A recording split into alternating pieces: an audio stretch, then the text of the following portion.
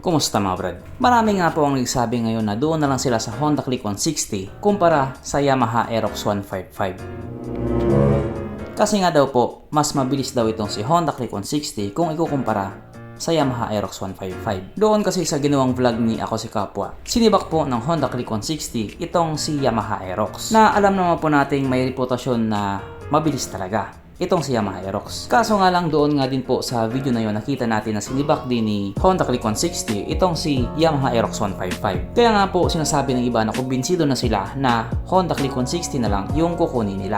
Bukod daw kasi sa mabilis na, mas mura pa. Yung presyo kasi ni Honda Click 160 ay nagre-range siya 108 to 116,000 pesos. Samantalang ito naman pong si Yamaha Aerox ay nagre-range ng 125 to 160 plus thousand pesos.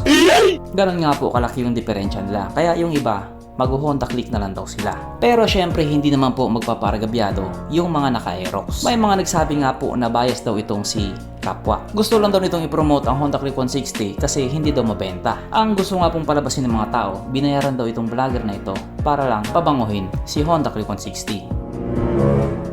Sa tingin ko, hindi naman siguro. At yung iba naman sinasabing, syempre 155 yan, ilalaban mo sa 160, talo talaga yan. Yun naman yung sinasabi ng iba. Pero kung titignan naman natin yung horsepower at saka yung torque nila, halos magkapares lang.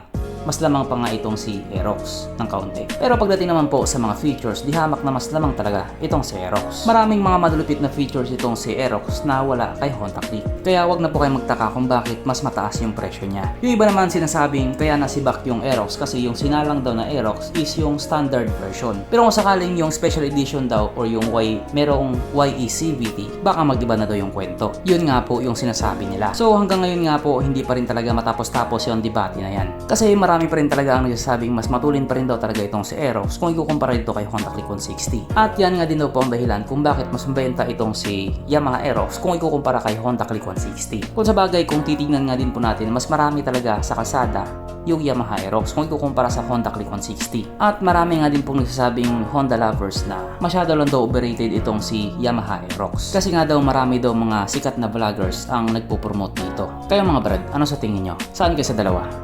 Aerox or Click? At ano naman sa tingin nyo ang advantage ng Aerox kung ikukumpara sa Click? At ganun din, ano naman sa tingin nyo ang advantage ng Click kung ikukumpara sa Aerox? Kasi hanggang ngayon marami pa rin talaga naguguluhan kung mag-Aerox pa ba sila or kung mag-Click na sila. Pero ito lang yung sigurado, wala pa rin time bound si K5.